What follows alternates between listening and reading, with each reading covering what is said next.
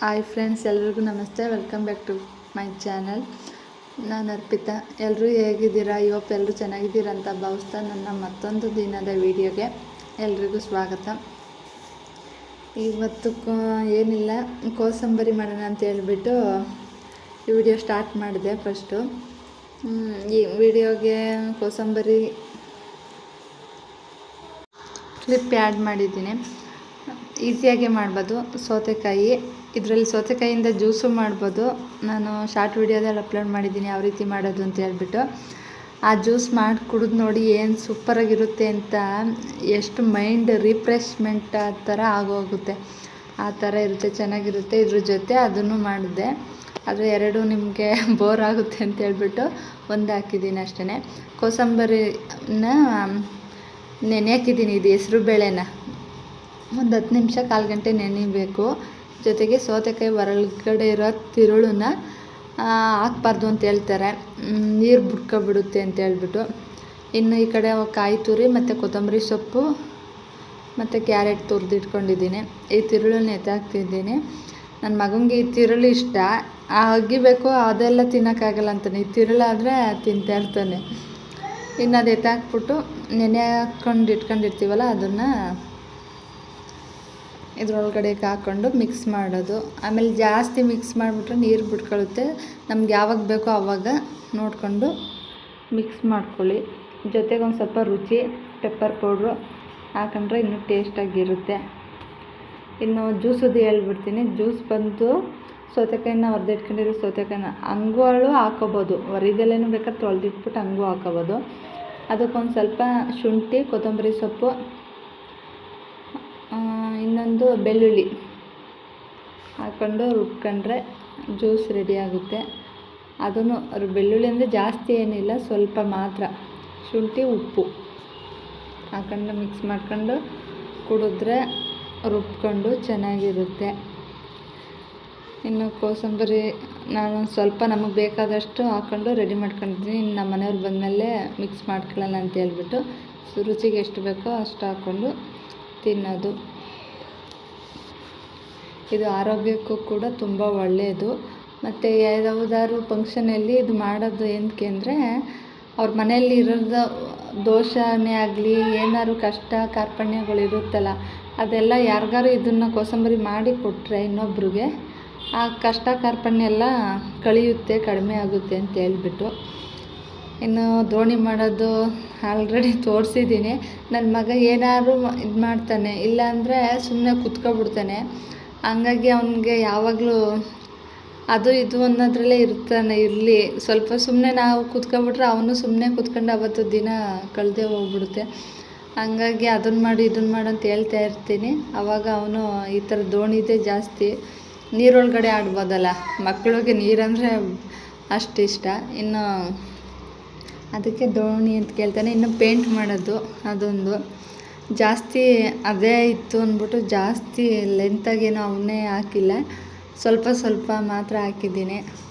ಇನ್ನೊಂದು ಬರೆಯೋದು, ಕಲರಿಂಗ್ ಮಾಡೋದು, ಡ್ರಾಯಿಂಗ್ ಮಾಡೋದು, ಮತ್ತು ಈ ಮನುಷ್ಯನ ಚಿತ್ರ ಅದು ಇದು ಏನೇನೋ ಬಿಡಿಸ್ತಾವನೆ. ಒಟ್ಟಿನಲ್ಲಿ ನಾನು ಅವನು ಏನು ಮಾಡ್ತಾನೋ ಅದಕ್ಕೆ ಅವ್ರ ಸ್ಕೂಲಲ್ಲಿ ಏನು ಹೇಳ್ಕೊಡ್ತಾರೋ ಅದನ್ನು ಮಾಡಲಿ ಅಂತ ಹೇಳ್ಬಿಟ್ಟು ಸುಮ್ಮನಾಗಿದ್ದೀನಿ. ಇನ್ನು ದೋಣಿ ನೋಡಿ ಈ ಥರ ಬಿಡ್ತಾ ಇದ್ದಾನೆ. ಅವನಿಗೇನೋ ಒಂಥರ ಖುಷಿ ದೋಣಿ ಅಂದ್ಕೊಂಡು. ನೀನು ಮಾಡಿ ಕಲಿಯೋ ಅಂದರೆ ನೀನು ಮಾಡಿಕೊಡಮ್ಮ ಅಂತ ಹೇಳ್ತಾನೆ. ಆಮೇಲೆ ಎಲ್ಲ ಒಂದೊಂದು ಏಜು ಬತ್ತೆ ಅವರೇ ಕಲ್ತ್ಕೋತಾರೆ ಅಂತ ಹೇಳ್ಬಿಟ್ಟು ಹಾಗೆ ಮಾಡ್ತಾಯಿದ್ದೀನಿ. ಇನ್ನು ಸ್ವಲ್ಪ ಹೊತ್ತು ಅವ್ನು ಚಿಕ್ಕವನು ಮಲಗಿದ ಅಂದ್ಬಿಟ್ಟು ಮಾಡ್ದೆ. ಆಮೇಲೆ ಅವನು ಎದ್ದ. ಇನ್ನು ಹಾಲು ಕಾಯಿಸ್ಕೊಂಡು ಕುಡಿಸ್ಬಿಟ್ಟು ಇನ್ನು ಆಟ ಆಡೋಕ್ಕೆ ಅಂತ ಹೇಳ್ಬಿಟ್ಟು ಕರ್ಕೊಂಡು ಹೋಗ್ತಾಯಿದ್ದೆ. ಅವನು ವಾಕಿಂಗು, ಮಾಮೂಲಿ ವಾಕು ಮತ್ತು ರನ್ನಿಂಗ್ ರೇಸು ಎರಡು. ಸ್ಕೂಲಲ್ಲಿ ಏನೋ ಸ್ಟ್ಯಾಂಡಿಂಗು, ಅದು ಸಿಡೌನು, ಸ್ಟ್ಯಾಂಡಪ್ಪು ಅದೆಲ್ಲ ಹೇಳ್ಕೊಟ್ಟವ್ರು ಅಂದ್ಕೊಂಡು ಈ ಥರನೂ ಒಂದು ಹೇಳ್ತಾಯಿದ್ದ. ಹಂಗಾಗಿ ಇವನು ಚಿಕ್ಕವನು ಇಟ್ಕೊಂಡು ನಾನು ತೋರಿಸ್ತಾಯಿದ್ದೀನಿ. ಇನ್ನೊಂದು ವಿಷಯ ಏನಂದರೆ, ಈಗೆಲ್ಲ ಟ್ರೆಂಡಿಂಗ್ ಥರ ಎಷ್ಟೊಂದು ವಿಡಿಯೋ ನೋಡಿದೆ ಸುಮಾರು. ಅದರಲ್ಲೆಲ್ಲ ಹೇಳ್ತಾರೆ, ಇನ್ನು ಏನಾದ್ರು ಕೆಲಸ ಮಕ್ಕಳಿರೋ ಮನೆಯಲ್ಲಿ ಬಟ್ಟೆ ಒಗಿತಾಯಿದ್ರೆ ಮಕ್ಕಳು ಬಂದು ಅಂಡೋದು, ಅಡುಗೆ ಮಾಡ್ತಾಯಿದ್ರೆ ಅಲ್ಲಿ ಬರೋದು, ಇನ್ನು ರೆಡಿ ಆಯ್ತಾ ಇದ್ರಾಗ ಅಲ್ಲಿ ಮೇಕಪ್ ತೆಗ್ದು ಪೇರಂಗ್ಲ ಏನಾರು ಕ್ರೀಮದು ಹಾಳು ಮಾಡೋದು. ಇನ್ನೆಲ್ಲರೂ ಹೋಗ್ಬೇಕಾದ್ರೆ ಸುಮ್ಮನಿರಲ್ಲ, ಅದೆಲ್ಲ ಮಾಡ್ತಾರೆ, ಈ ಏಜಲ್ಲಿ ಮಾಡ್ತಾರೆ, ಇನ್ನು ದೊಡ್ಡವ್ರು ಆದಮೇಲೆ ಮಾಡಲ್ಲ ಅಂತ. ಅದಕ್ಕೆ ಟೈಮ್ ಮಕ್ಳಿಗೆ ಕೊಡಬೇಕು ಅಂತ ಹೇಳ್ತಾರೆ. ಮಕ್ಕಳು ಇಡೀ ದಿನ ಇಬ್ಬರು, ತಾಯಿ ಕೊಡೋದು ಸಹಜ, ತಂದೆ ತಾಯಿ ಇಬ್ಬರು ಕೊಟ್ಟರೆ ಇಡೀ ದಿನ ಮಕ್ಳ ಹತ್ರನೇ ಖುಷಿ ಪಡಿಸ್ಬೋದು, ಅದು ಇದು ಅಂದ್ಕೊಂಡು ಖುಷಿ ಪಡಿಸ್ಬೋದು. ಆದರೆ ಅವ್ರ ಹತ್ರ ಟೈಮು ಇಬ್ಬರೂ ಸತತವಾಗಿ ಕೊಡೋಕ್ಕಾಗಲ್ಲ ಅಂತ ನನ್ನ ಅನಿಸಿಕೆ. ಇನ್ನು ಇಬ್ಬರು ಅವ್ರಿಗೆ ಟೈಮ್ ಕೊಡ್ಕೊಂಡು ಕೂತಿದ್ದಾಗ ಇನ್ನು ಅವ್ರಿಗೆ ತಿನ್ನೋಕ್ಕೆ ಆಗಲಿ, ಇನ್ನೊಂದು ಅವ್ರಿಗೆ ಬಟ್ಟೆಗೆ ಆಗಲಿ ಎಲ್ಲ ಎಲ್ಲಿಂದ ದುಡ್ಡು ಬರುತ್ತೆ? ನನಗೆ ಅನ್ಸಿದ್ದು ನಾನು ಹೇಳ್ತಾಯಿದ್ದೀನಿ. ಹಾಗಾಗಿ ಇವತ್ತಿನ ಏಜ್ ಅವ್ರು ಎಂಜಾಯ್ ಮಾಡಬೇಕು, ನಿಜ ಅವ್ರ ಜೊತೆ ಇರಬೇಕು. ಎಷ್ಟು ಅಂದರೆ ಅದು ತಾಯಿ ಆದವಳು ಯಾರೇ ಆದರೂ ಅಷ್ಟೇ ಕೊಟ್ಟೇ ಕೊಡ್ತಾರೆ, ತಂದೆಯೂ ಕೊಡ್ತಾರೆ. ಆದರೆ ಅವ್ರಿಗೆ ಅಯ್ಯೋ ಉಪ್ಪು ಹಾಂ ಹಾಂ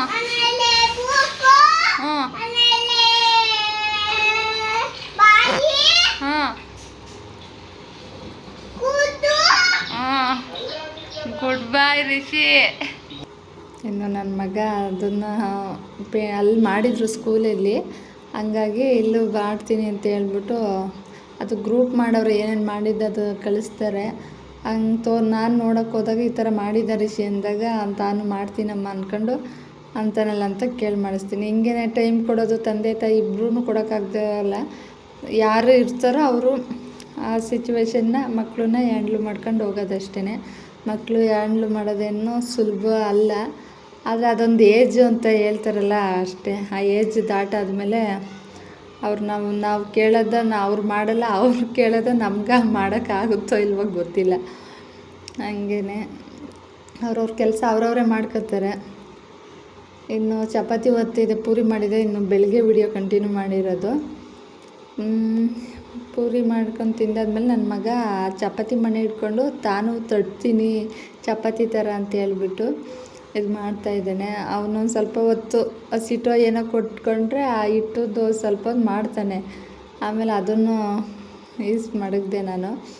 ಇನ್ನು ಈ ಪಾತ್ರೆ, ನೀವು ಯಾರಾದರೂ ಈ ವಿಡಿಯೋ ನೋಡ್ತಾ ಇರೋದ್ರಲ್ಲಿ ಈ ಪಾತ್ರೆಗೆ ಎಷ್ಟು ಅಮೌಂಟ್ ಕೊಡ್ಬೋದು ಅಂತ ಗೊತ್ತಿದ್ದರೆ ಹೇಳಿ. ನನಗಿದ್ರ ಬಗ್ಗೆ ಐಡಿಯಾ ಇಲ್ಲ. ನಮ್ಮ ಅತ್ತೆಯವ್ರು ಬಂದು ತಗೊಂಡ್ಬಿಟ್ಟು ಹೋಗಿರೋದು. ಇಷ್ಟದು ನಾವು ಇಷ್ಟು ದಿನ ಈ ದೊಡ್ಡ ಪಾತ್ರೆ ಯಾಕೆ ಅಂದ್ಕೊಂಡು ತಗೊಂಡೇ ಇರಲಿಲ್ಲ ನಾವು. ಏನಕ್ಕೆ ಯೂಸ್ ಆಗಲ್ಲ ಏನಿಲ್ಲ ಅಂದ್ಕೊಂಡು ನಮ್ಮ ಅತ್ತೆ ಏನೋ ತಗೊಳ್ಳೋಣ ಅಂದ್ಬಿಟ್ಟು ತಗೊಂಡ್ರು. ಹಂಗಾಗಿ ನಮ್ಮ ಅತ್ತೆಗೆ ಗೊತ್ತು, ಎಲ್ಲ ಕಡೆ ನೋಡಿ ಕೇಳಿನೇ ತಗೊಂಡಿರೋದು. ನನಗೆ ಇಷ್ಟೊಂದು ರೇಟು ಅಂತ ನನಗೆ ಗೊತ್ತಿಲ್ಲ. ನೀವೆಷ್ಟು ನಿಮ್ಗೆ ಅನಿಸಿದ್ದು ಹೇಳಿ, ಎಷ್ಟು ಆಗ್ಬೋದು ಅಂತ ಕಮೆಂಟ್ ಮಾಡಿ ಗೊತ್ತಿರೋರು. ಇನ್ನು 2 ಐತೆ, ಆದರೆ 2ಕ್ಕೂ ಪ್ಲೇಟು ಅದು ಕೊಟ್ಟವ್ರೆ. ನನ್ನ ಮಗ ನಾನು ತೊಳೆದು ಒಣೆಯಾಕಿದ್ದೆ ತಂದು ಕೊಡ್ತಾಯಿದ್ದಾನೆ. ಪಾಪ ಒಂದೊಂದು ಸಲ ಮಕ್ಕಳಿರೋ ಮನೇಲಿ ಇದೆ ಎಂಥ ನೋವಿದ್ರೂ ಮರೆಸೋ ಶಕ್ತಿ ಮಕ್ಳಿಗೈತೆ. ಮಕ್ಕಳ ಆಟ ಪಾಠ ನಗು ಎಲ್ಲದರಲ್ಲೂ ಅಷ್ಟೇ.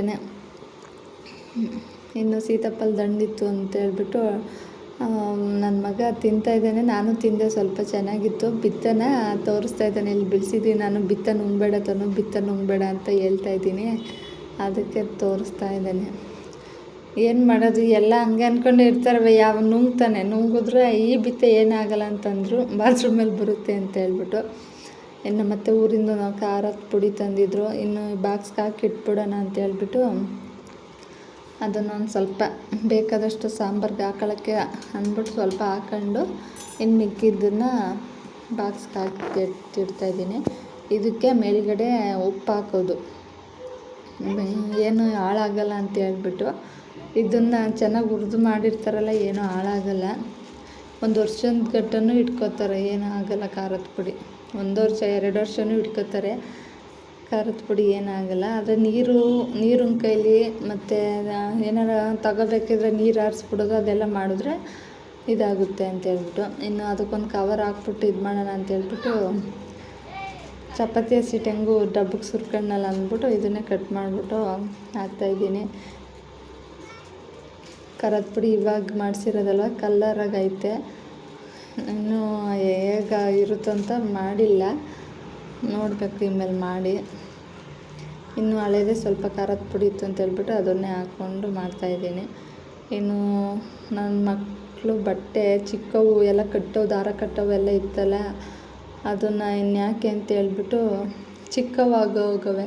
ಇಲ್ಲಿ ಹೆಂಗಿದ್ರು ಅನಾಥಾಶ್ರಮದವರು ಬಟ್ಟೆರು ಅಂತೆಲ್ಲ ಬಂದಿದ್ರು ಇವತ್ತು ಆಲ್ರೆಡಿ ಕೊಟ್ಬಿಟ್ಟೆ ಅಂತೇಳ್ಬಿಟ್ಟು ಅದನ್ನು ಕಟ್ಟಿಟ್ಟಿದ್ದೆ.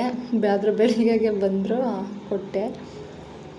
ಚಿಕ್ಕವಾದವು ಏನೇ ಆಗಲಿ ಇಸ್ಕೊಂಡು ಹೋಯ್ತಾರೆ ಪಾಪ, ಏನು ಬೇಡ ಅಂತೇನು ಹೇಳಲ್ಲ. ಮಕ್ಕಳವೇ ಆಗಲಿ ದೊಡ್ಡವರವೇ ಆಗಲಿ ಏನಾದರೂ ಸರಿ, ದುಡ್ಡು ಕೊಟ್ಟರೆ ದುಡ್ಡು ಇಸ್ಕೊತಾರೆ, ಚಪ್ಪಲಿ ಇದ್ರೂ ಇಸ್ಕೊತಾರೆ, ಶೂ ಬಟ್ಟೆ ಎಲ್ಲನೂ ಪ್ರತಿಯೊಂದೂ ಇಸ್ಕೊತಾರೆ. ಇನ್ನು ಅಕ್ಕಿ ಸ್ವಲ್ಪ ಖಾಲಿಯಾಗಿತ್ತು ಅಂತ ಎಲ್ಲ ಚೀಲದಿಂದ ಎತ್ತು ಹಾಕ್ಕೊಂಡೆ. ಸಣ್ಣ ಅಕ್ಕಿ ಬೇರೆ ದಪ್ಪಕ್ಕಿ ಬೇರೆ ಅದನ್ನೆಲ್ಲ ಬಾಕ್ಸ್ಗೆ ಹಾಕ್ಕೊಂಡು, ಇನ್ನು ನನ್ನ ಮಗನೂ ಅಷ್ಟೊಂದು ಸುಮಾರು ಹೊತ್ತು ಆಟ ಆಡಿದ್ನಲ್ಲ ಅಂತ ಹೇಳ್ಬಿಟ್ಟು ಅವ್ನಿಗೊಂದು ಸ್ವಲ್ಪ ಸ್ನಾನ ಮಾಡಿಸ್ಬಿಟ್ಟು ಮಲಗಿಸ್ಬಿಟ್ಟು ಇನ್ನು ನಾನು ಮನೆ ಕಸ ಎಲ್ಲ ಗುಡಿಸ್ಕೊಂಡು ಒರೆಸ್ಬಿಡೋಣ ಅಂತ ಹೇಳ್ಬಿಟ್ಟು ಮಾಡ್ತಾಯಿದ್ದೀನಿ.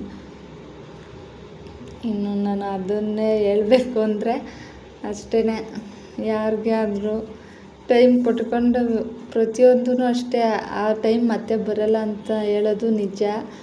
ಆದರೆ ಆ ಟೈಮ್ಗೋಸ್ಕರ ಕಾಯ್ಕೊಂಡು ಕೂತ್ಕೊಳ್ಳೋದು, ಆ ಟೈಮು ಒಳ್ಳೆ ಟೈಮ್ ಬರುತ್ತೆ ಅಂತ ಕಾಯ್ಕೊಂಡು ಕೂತ್ಕೊಂಡ್ರೆ ನಾವು ಹಂಗೆ ಕೂತ್ಕೊಂಡಿರೋದೇನೋ ಅಂತ ನನಗನ್ಸೋದು. ಬರುತ್ತೆ ಟೈಮು ಅಂತ ಕಷ್ಟನೋ ಇದನ್ನೋ ಏನು ನಮ್ಮ ಮನಸ್ಸಿಗೆ ಅನಿಸುತ್ತೆ ಅದನ್ನು ಮಾಡ್ಕೋತಾ ಹೋಗ್ತಾ ಇರಬೇಕು. ಅದು ಆಮೇಲೆ ಬರುತ್ತೆ, ಇದಾದಮೇಲೆ ಅದನ್ನು ಮಾಡ್ಬೋದು ಅಂತ ಅಂದ್ಕೊಂಡೋದ್ರೆ ಅದು ಮಾಡೋಕ್ಕೆ ಆಗೋಲ್ಲ. ಇನ್ನು ಮನೆಯೆಲ್ಲ ಒರೆಸಿದ್ಬಿಟ್ಟು ಮನೆ ಬಾಗಿಲೆಲ್ಲ ತೊಳೆದ್ಬಿಟ್ಟು ಬಟ್ಟೆ ಸ್ವಲ್ಪ ಇತ್ತಲ್ಲ ಅಲ್ಲೇ ನೆನೆ ಹಾಕ್ಬಿಟ್ಟು ಇನ್ನು ಸ್ಕೂಲ್ಗೆ ಕರ್ಕೊಂಬರೋ ಅಷ್ಟೊತ್ತಿಗೆ ಟೈಮ್ ಆಗಿಬಿಡುತ್ತೆ ಅಂದ್ಬಿಟ್ಟು ಎಲ್ಲ ಮಾಡ್ತಾಯಿದ್ದೀನಿ. ಇವತ್ತು ಸ್ವಲ್ಪ ನೆನೆ ಹಾಕ್ಬಿಟ್ಟು ನಾನು ಮಲಗಿದ್ದೆ ಅಂದ್ಬಿಟ್ಟು ಸ್ನಾನ ಮಾಡ್ಕೊಂಡು ಬಂದೆ. ಪೂಜೆನೂ ಸಿಂಪಲ್ಲಾಗಿ, ಜಾಸ್ತಿ ಏನಿಲ್ಲ, ಸಿಂಪಲ್ಲಾಗಿ ಒಂದು ಪೂಜೆ ಮಾಡಿಬಿಟ್ಟು ನನ್ನ ಮಗನೂ ಅಷ್ಟೊತ್ತಿಗೆ ಎದ್ದೇಳ್ತಾನೆ. ಅಣ್ಣನ ಕರ್ಕೊಂಬರೋಣ ಅಂತ ಅನ್ನೋದೇ ನನ್ನ ಮಾತು, ಬರೋಷ್ಟೊತ್ತಿಗೆ ಎದ್ದೇಳ್ಬಿಡ್ತಾನೆ. ಸ್ವಲ್ಪ ಬಟ್ಟೆ ಒಗೆದಿದ್ದೆ, ಇನ್ನು ಅದೊಂದು ಸ್ವಲ್ಪ ಒಣ ಹಾಕ್ಬಿಟ್ಟು ಬರೋಣ ಅಂದ್ಬಿಟ್ಟು ಇನ್ನು 1 ಗಂಟೆ, ಇವಾಗ 1 ಗಂಟೆ ಆಗೈತೆ ನೋಡಿ. 1 ಗಂಟೆ. ನನ್ನ ಮಗ ಮಲ್ಕೊಂಡವನೇ, ಇನ್ನು ನಾನು ಎಬ್ಬಿಸ್ಕೊಂಡೆ ಕರ್ಕೊಳ್ಬೇಕು, ಇಲ್ಲ ಎದ್ದೋಳ್ತಾನೋ ನೋಡ್ತೀನಿ. ಬೇಗನೆ ಆಗೋಯಿತು ಟೈಮು.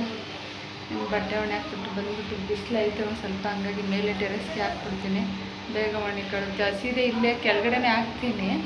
ಇನ್ನು ಮಳೆನಿಕಲ್ಲಲ್ವಾ, ಒಂದು ಸ್ವಲ್ಪ ಹೊತ್ತಿದ್ರೂ ಗಾಳಿ ಜಾಸ್ತಿ ಬಿಸಿಲು ಹೊಡೆಯಲ್ವಲ್ಲ, ಹಂಗಾಗಿ ಒಂಥರ ಇದಾಗುತ್ತೆ, ಬಟ್ಟೆ ಸ್ಮೆಲ್ ಬರೋ ಥರ ಇರುತ್ತೆ ಅಂದ್ಬಿಟ್ಟು ಮೇಲೆ ಹಾಕ್ಬಿಟ್ಟು ಚೆನ್ನಾಗಿ ಒಂದು ಸ್ವಲ್ಪ ಬಿಸಿಲಲ್ಲಿ ಒಣಗಿಬಿಟ್ರೆ ಆಮೇಲೆ ತಂದು ನೆರಳು ಹತ್ರ ಹಾಕ್ಕೊಂಡ್ರು ಏನೂ ಆಗಲ್ಲ. ಅಷ್ಟೇ. ಇನ್ನು ಪೂಜೆ ಎಲ್ಲ ಆಯಿತು. ನೋಡಿ ಗುಲಾಬಿ ಹೂವು, ಮೊಗ್ಗು, ಈಗೆಲ್ಲ ಬಿಸಿಲು, ಈಮೇಲೆ ಮಳೆನಿಕಲ್ಲಲ್ವ, ಇಮೇಲೆ ಚೆನ್ನಾಗಿ ಬಿಡುತ್ತೆ. ಇದು ಕೂಳೆ ಹೂವು ಅಂತಾರಲ್ಲ ಆ ಥರ ಆಗೈತೆ, ಸ್ವಲ್ಪ ಆರೆಂಜ್ ಕಲರ್. ಹೂವು ಜೊತೆ ನಮ್ಮ ಅತ್ತೆ ತಂದಿದ್ದು ಹಂಗೆ ಇಟ್ಟಿದ್ದೆ, ಹಂಗಾಗಿ ಇವತ್ತು ಮಾಡ್ಕೊತಾ ಇದ್ದೀನಿ ಅಷ್ಟೇ. ನನ್ನ ಮಗನೂ ಕರ್ಕೊಂಡು ಬಂದೆ. ನಾನು ಹೇಳಿದ ಮಾತಲ್ಲಿ ಏನಾದರೂ ತಪ್ಪಿದ್ರೆ ದಯವಿಟ್ಟು ಕ್ಷಮಿಸಿ. ನಾನು ಹೇಳ್ತಿರೋದು ಇಷ್ಟೇ, ಟೈಮ್ ಮಕ್ಳಿಗೆ ಪ್ರಿಫರೆನ್ಸ್ ಜಾಸ್ತಿ ಕೊಡಿ. ಮಕ್ಳಿಗೋಸ್ಕರನೇ ನಾವು ಜೀವನ ಮಾಡೋದು, ಇನ್ನೊಂದು ಮಾಡೋದು, ಅವ್ರಿಗೋಸ್ಕರನೇ ದುಡ್ಡು ಮಾಡಬೇಕು ಅನ್ನೋ ಅದು ಬರೋದು ಚಟ ಎಲ್ಲ ಅವ್ರಿಗೋಸ್ಕರನೇ. ಜೊತೆಗೆ ಮಕ್ಕಳನ್ನು ನೋಡ್ಕೋಬೇಕು, ಜೊತೆಗೆ ಈಗಿನ ಸಿಚುವೇಶನಲ್ಲಿ ಸಂಪಾದನೆನೂ ಅಷ್ಟೇ ಮುಖ್ಯ ಅಂತ ನನ್ನ ಮನಸ್ಸಿಗೆ ಅನಿಸಿದ್ದನ್ನು ಹೇಳ್ತಾಯಿದ್ದೀನಿ. ಅವ್ರು ಖುಷಿಯಾಗಿರಬೇಕು ಅಂದರೆ ದುಡ್ಡು ಬೇಕು, ಖುಷಿಯಾಗಿರೋಕ್ಕೆ ದುಡ್ಡೇ ಬೇಕು ಅಂತ ಏನಿಲ್ಲ ಅಂತಾರೆ. ಆದರೆ ಅವ್ರಿಗೇನು ಕೇಳಿದ್ದು ಕೊಡಿಸ್ಲಿಲ್ಲ ಅಂದರೆ ನಮ್ಗೆ ಅಷ್ಟು ಬೇಜಾರಾಗುತ್ತೆ. ಅದಕ್ಕೆ ಕೊಡ್ಸೋಕ್ಕಾದ್ರೂ ನಮ್ಮ ಹತ್ರ ದುಡ್ಡು ಇರಬೇಕಲ್ವ. ಹಂಗಾಗಿ ಅವ್ರು ಖುಷಿಯಾಗಿರೋಕ್ಕೆ ದುಡ್ಡೇ ಮುಖ್ಯ ಅಲ್ಲ, ಪ್ರೀತಿನೂ ಮುಖ್ಯ. Thank you.